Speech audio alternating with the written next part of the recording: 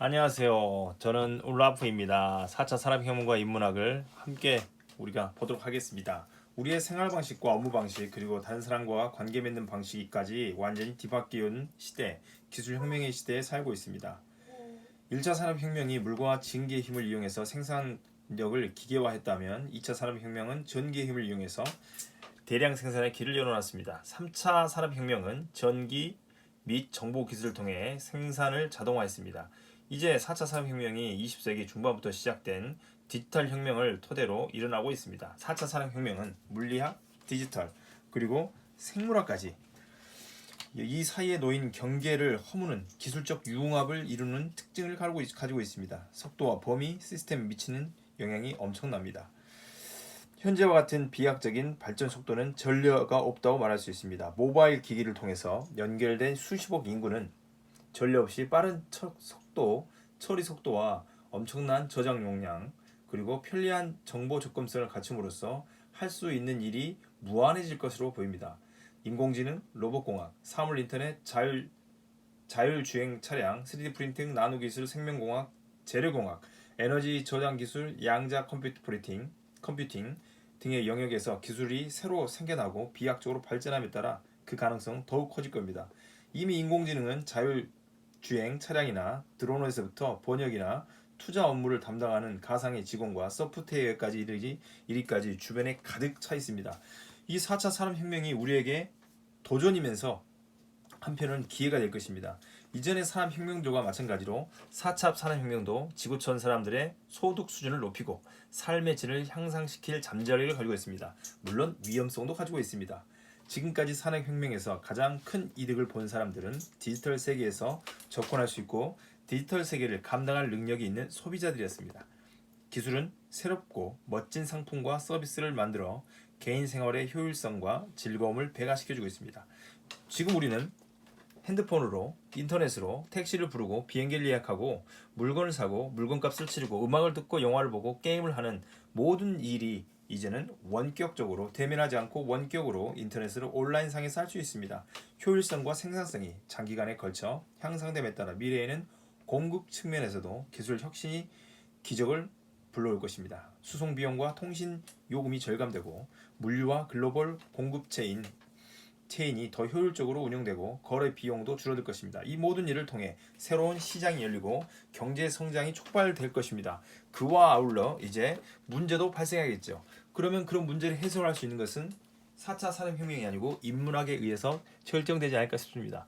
그러면 이제 근본적으로 인문학이 뭔지에 대한 질문으로 들어가 보겠습니다. 인문학이 뭡니까? 인문학이란 글로 언어를 표현하고 이해하는 학문이라고 말할 수 있습니다.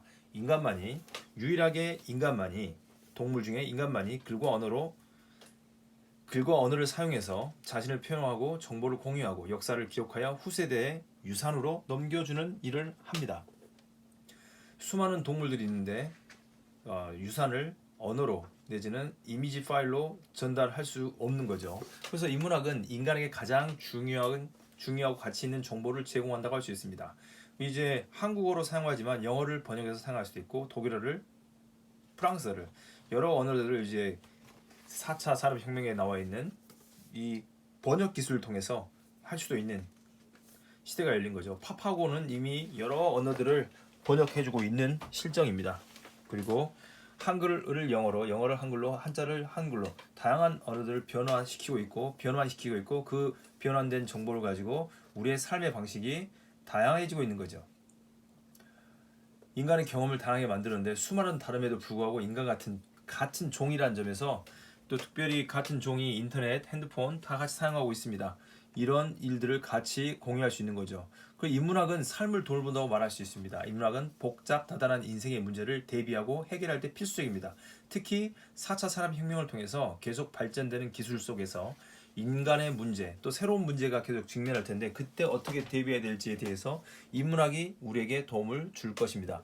그래서 산업혁명과 인문학은 뗄래야 뗄 수 없는 관계 속에 있다고 말할 수 있습니다.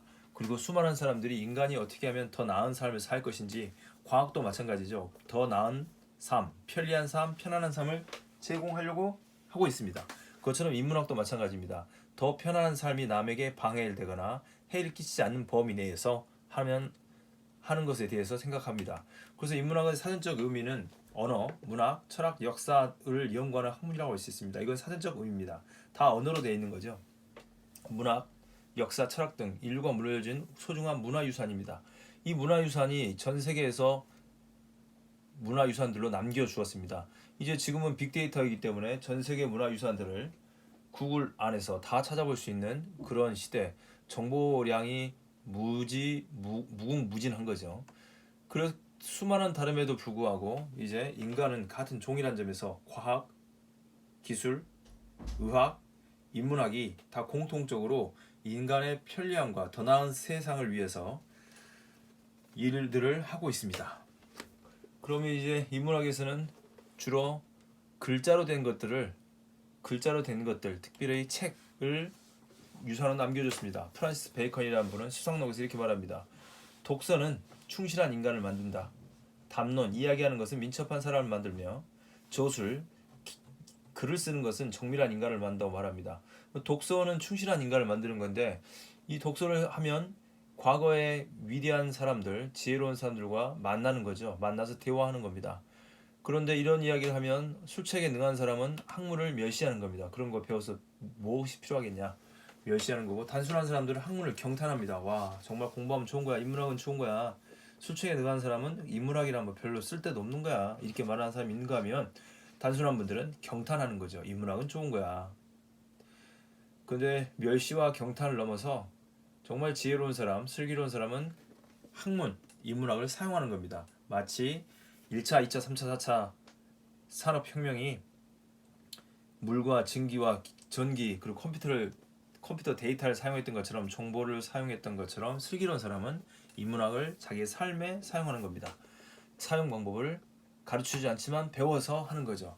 그래서 다시 돌아오면 좋은 책을 읽는다는 것, 인문학을 한다는 것은 가장 잘 익은 훌륭한 사람과의 만나서 대화하는 것이라고 말할 수가 있습니다.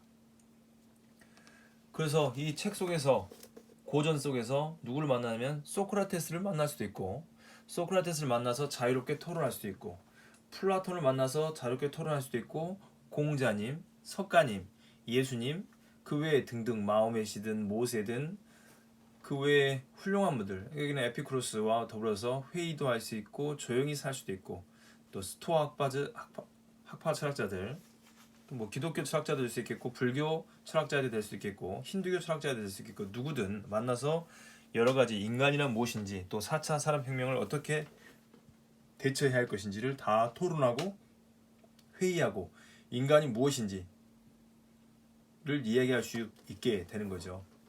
그것을 예전에는 책을 통해서 했는데 지금은 컴퓨터를 통해서 또 이렇게 영상을 통해서 대화할 수 있는 시대가 열린 거죠. 만날 수 있는 시대가 있고 구글로만 검색해도 모든 영역에서 한번 검색을 해볼까요? 구글을요. 구글을 검색하면 구글을 검색해 보겠습니다. 구글을 검색하면 무엇을 치든 한번 소크라테스를 한번 쳐볼까요? 소크라테스 아니 우리가 배웠으니까 로크를 한번 해보겠습니다. 존 로크를 연결해서 보면 존 로크 백과사전에 다 나옵니다. 이분에 대해 관련된 영상들이 다 위키 백과 나오고 또 이분의 이미지도 볼 수 있고 이미지도 수없이 많은 이미지들이 있고 이 사람이 어떤 일을 했는지 위대한 명언도 있고 동영상도 볼 수가 있는 거죠. 로크에 관련된 이야기들을 많이 찾아볼 수가 있습니다. 뉴스도 있네요. 이렇게 볼 수 있는 시대가 된 거죠. 뭐 얼마든지 접속하려고 마음먹으면 컴퓨터로 접속할 수 있는 시대가 열린 거죠. 시간이 아니고요. 그런 시대가 열려 있습니다. 이제 책이라는 무생물이 생물이 되는 시대. 저는 사력이라고 합니다. 지력, 체력, 재력, 인력. 이 사력이 필요합니다. 책은 무생물인데 펼쳐서 읽으면 글자들이 내 안에 들어와서 생물이 되는 시대. 그리고 궁금한 것들은 얼마든지 찾아볼 수 있는 그런 시대가 열려 있는 거죠. 보겠습니다. 수많은 책들 이제는 다 핸드폰 속으로 스마트폰 속으로 인터넷 속으로 들어와서 굳이 많이 갖고 다니지 않아도 되는 거죠. 특별히 중요한 구절들, 좋은 말들 그리고 논리적인 것들을 배우는 겁니다. 그 배움은 내 미래를 위한 가장 큰 준비라고 아리스토텔레스님께서 말씀하셨습니다. 배움이 내 미래를 위한 가장 큰 준비다. 계속 배우고 준비하는 거죠. 내 미래가 어떻게 열릴지 긍정적으로 열린다는 가능성도 수억 가지가 있고요. 부정적으로 열릴 수 있다는 것도 수억 가지가 있습니다. 될 수 있으면 우리의 미래가 긍정적으로 열렸으면 좋겠습니다. 물론 순탄한 삶을 살 수도 있겠지만 역경, 어려운 일을 겪을 수도 있습니다.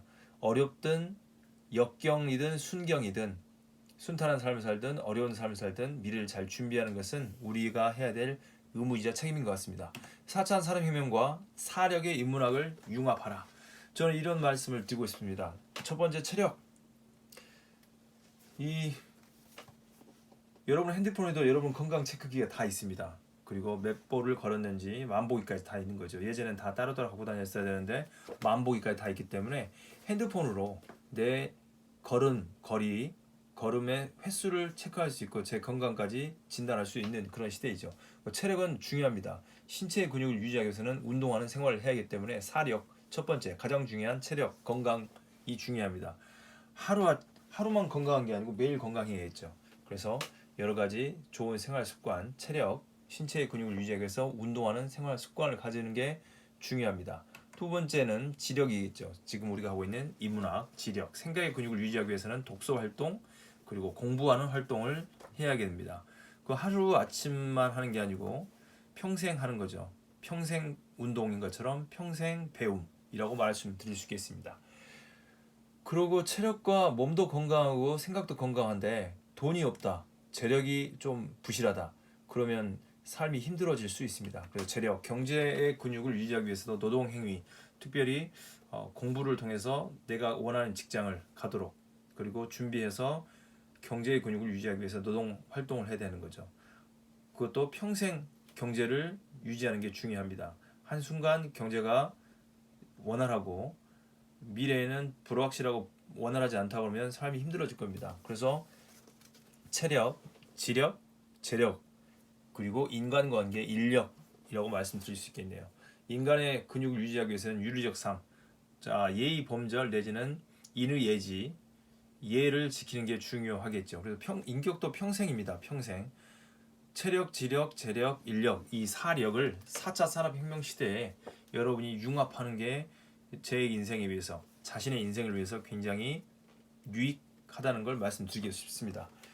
이 중에 체력이, 건강이 좋지 못하다 그러면 다 잃은 거죠. 생각이 건강은 한데 생각이 건강하지 못하다, 이것도 조금 문제가 있는 거죠.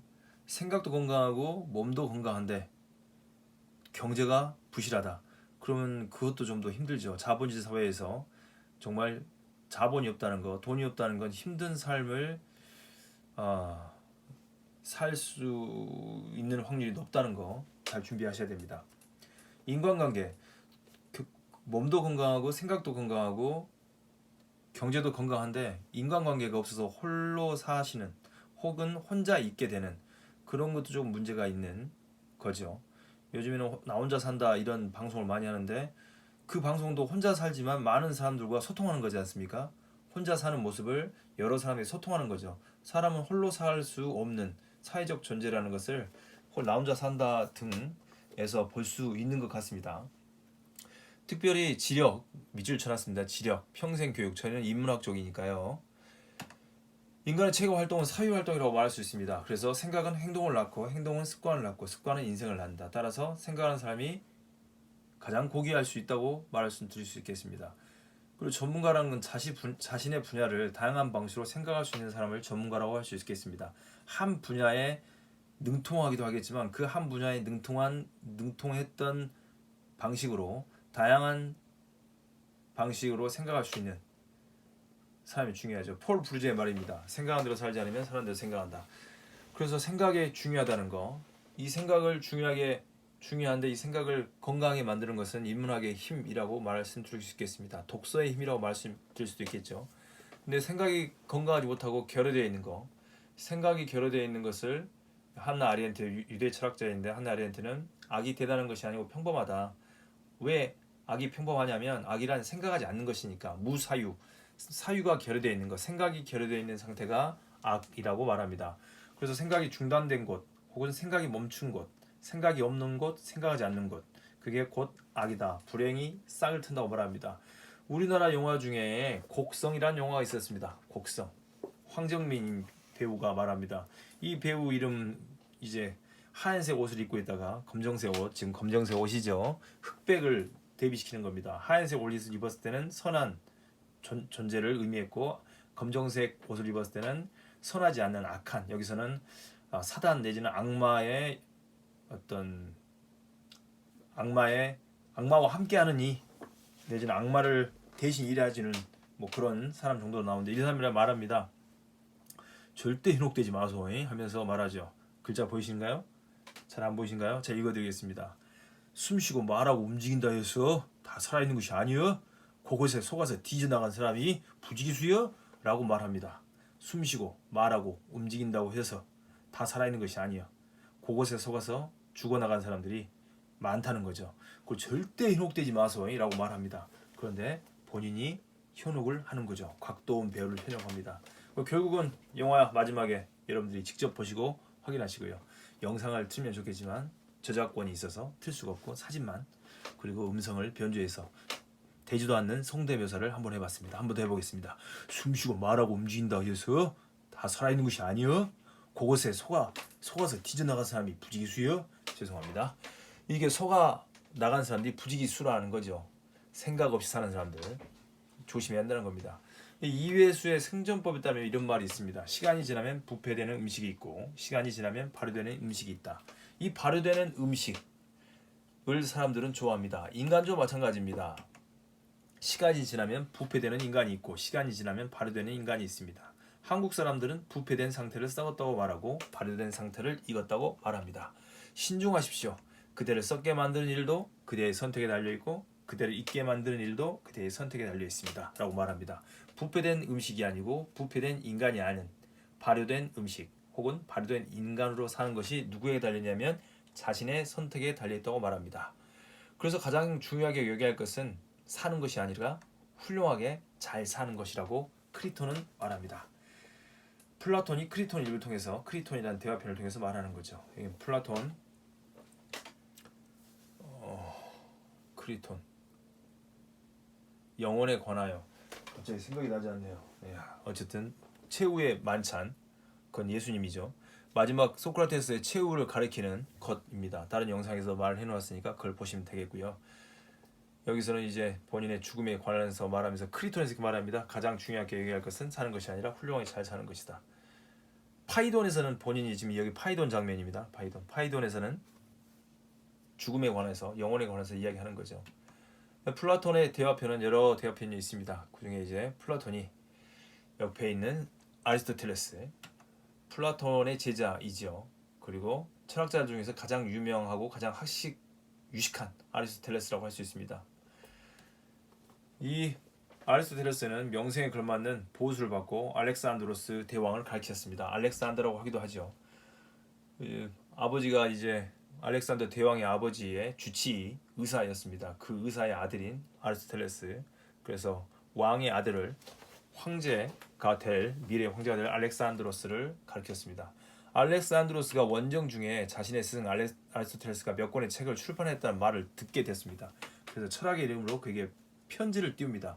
출판했다고 그러니까 어떤 편지를 띄웠을까요? 자신의 스승이 본인이 원정에 가 있는데 스승 아리스토텔레스가 몇 권의 책을 출판했다고 말하니까 철학의 이름으로 그 편지를 썼습니다. 축하드립니다, 선생님. 그렇게 썼겠습니까? 답은 이렇습니다. 선생님, 구전을 말로 가르치셨던 것을 출판하신 것은 잘못된 일입니다. 잘못하신 일입니다. 제가 배운 이론들이 만인의 공동 재산이 된다면 무엇으로 제가 남을 능가할 수 있겠습니까? 본인이 이미 황제임에도 불구하고 남을 능가하고 싶다는 거죠. 그것은 권력에서보다는 최선의 것, 가장 좋은 것에 관한 지식에서 남을 능가하고 싶다고 말합니다. 본인이 이미 황제임에도 불구하고 인문학적 지식 내지는 철학적 지식, 최선의 것들에 관련한 지식에서 가장 남을 능가하고 싶다고 합니다. 그러니까 이 과거부터 탁월한 사람들, 훌륭한 사람들은 공부하고 배우려고 하는 자세를 가지고 있었던 것 같습니다. 스승이 출판을 했음에도 불구하고 그걸 말로 가르쳤던 것을 공유하지 말으라. 내가 가장 탁월해지고 싶고 훌륭한 사람이 되고 싶다고 말합니다. 그러면서 알렉산더 대왕이 말합니다. 알렉산드로스는 배우기를 좋아하고 책 읽기를 좋아했던 알렉산드로스는 아리스토텔레스를 숭배했고 아버지 못지않게 사랑했다고 합니다. 자신의 아버지는 생명을 주었지만 아리스토텔레스는 훌륭하게 사는 법을 가르쳐 주었기 때문에 아버지 못지않게 사랑했다고 합니다. 이렇게 지금 시대로 말하면 이제 대통령이 인문학을 공유하는 것보다는 자기가 가장 혼자 뛰어나고 싶다는 거죠. 지금 같으면 모두가 다 같이 공유할 수 있도록 했겠죠. 그렇지만 당시에는 이런 것을 책으로 출판하지 말아라, 공유하지 말라, 만인들의 지식으로 공유하지 말라고 말을 했습니다. 그러나 알렉산드로스가 33살에 먼저 죽었기 때문에 책들은 출판되었습니다. 그리고 지금 저희들 손에 있는 거죠. 헤시오도스는 말합니다. 열등한 것들은 힘들지 않고 좋지 않은 것들은 힘들지 않고 무더기로 얻을 수 있습니다. 그리고 좋지 않은 것을 얻는 것은 평탄합니다. 그리고 아주 가까이에 있다고 말합니다. 반면에 뛰어난 것, 훌륭한 것, 탁월한 것은 신들, 특별히 불사 신들께서 땀을 갖다 놓으셨다고 말합니다. 그리고 뛰어난 것에 가는 것은 길이 멀고 가파르고 처음에는 울퉁불퉁하다 합니다. 일관 아래서 이야기하는 겁니다. 그렇지만 일단 정상에 도착하면 처음에는 비록 힘들었지만 나아가기가 수월해진다. 힘들지 않다는 게 아니고 수월하다는 거죠. 그래서 말합니다. 이 훌륭한 말 꼭 기억해 두셨으면 좋겠습니다. 가장 훌륭한 사람은 나중에 그리고 최후에 종국에 무엇이 최선인지 수고하며 스스로 모든 것을 깨닫는 사람. 가장 훌륭한 사람은 모든 걸 깨닫는 사람이죠.